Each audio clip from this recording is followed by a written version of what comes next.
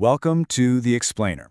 Today, we're diving into the profound wisdom of Zen master Thich Nhat Hanh.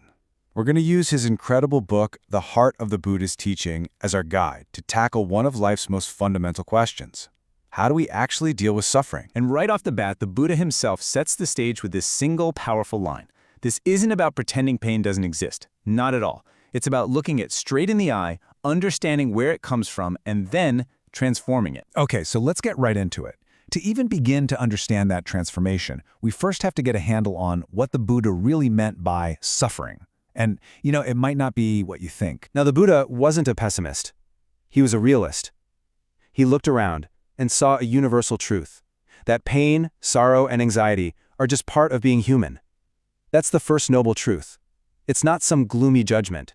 It's just a clear-eyed observation of how things are. But, and this is so important, the Buddha never just points to the ocean of suffering without also showing us the land. Thich Nhat Hanh really emphasizes this pivot towards hope. The idea that the shore, our own well-being, is always right there within reach. Thinking of it this way kind of reframes everything. The Buddha wasn't some philosopher debating abstract ideas in an ivory tower. He was a physician treating an illness. He approached suffering the way any good doctor would. First, you diagnose the cause, and then you prescribe the cure. So for sticking with that physician model, what is the diagnosis? If suffering is an illness, what's feeding it? Well, the Buddha identified 4 sources of what he called nutriment. 4 things we consume that can either cause our pain or relieve it. It starts with what we literally eat, but it goes so much deeper. The Buddha taught that we also consume our sense impressions, our intentions, and even our own consciousness. And this is a huge insight. Our well-being is directly shaped by everything we decide to let into our minds and bodies. The first one is edible food. It sounds simple, but this story, wow, it's so stark, and it shows the deep suffering that can come from unmindful consumption. It's a powerful metaphor, right? When we consume things that harm our bodies or the planet, we are, in a way, consuming our own future. The second is sense impressions.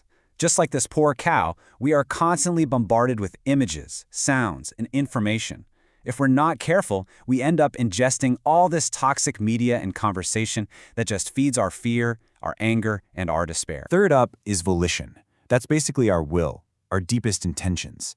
It's the engine that drives us toward what we think will make us happy. But this parable, it reveals a kind of frightening truth. If our strongest desires for something like fame or revenge, our own will can literally be the thing that drags us into the fire. And finally, the fourth one is consciousness itself. Every time we let greed, hatred, or ignorance take up space in our minds, every time we chew on toxic ideas or painful memories, it's like we're stabbing ourselves again and again, just keeping the pain going. So if suffering is an illness, and those 4 things are the causes, what's the prescription? A good doctor doesn't just hand you a diagnosis and say, good luck. The Buddha gave us a clear, actionable treatment plan, a path forward. And this is it, the Noble Eightfold Path.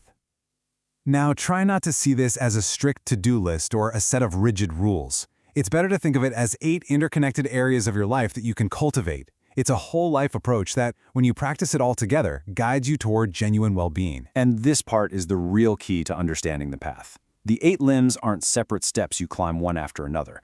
As Thich Nhat Hanh would say, they inter-are. They're all connected. When you practice right mindfulness, for instance, your actions and your speech just naturally start to become more right. Each part contains and strengthens all the others. So where do you even start? It can seem like a lot. Let's zoom in on the one element that Thich Nhat Hanh really says is the heart of the entire practice, the one that makes all the others even possible, right mindfulness. Mindfulness, at its core, is just the energy of being present. And Thich Nhat Hanh breaks it down into these 4 really practical miracles. It all starts with being truly there for yourself.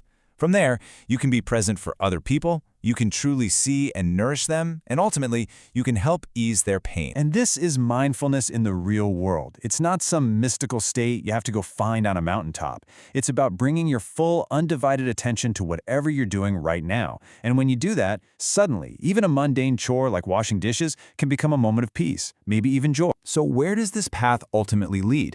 It doesn't promise a life that's magically free from all pain. It offers something much, much deeper than that, freedom within life. It's a fundamental shift in how you relate to your own existence. This beautiful analogy of the wave and the water, it just captures the whole thing perfectly.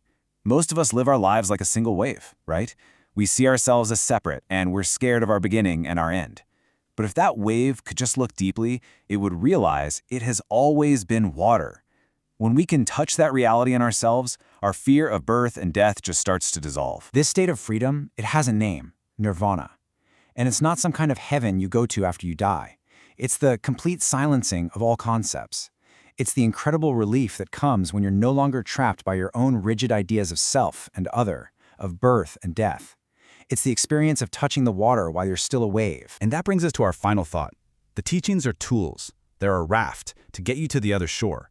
But once you're there, you don't need to carry the raft on your back. So this leaves us with a really good question to reflect on. What ideas, what beliefs, what concepts have become these heavy burdens that you're just carrying around, instead of being the rafts that could actually set you free?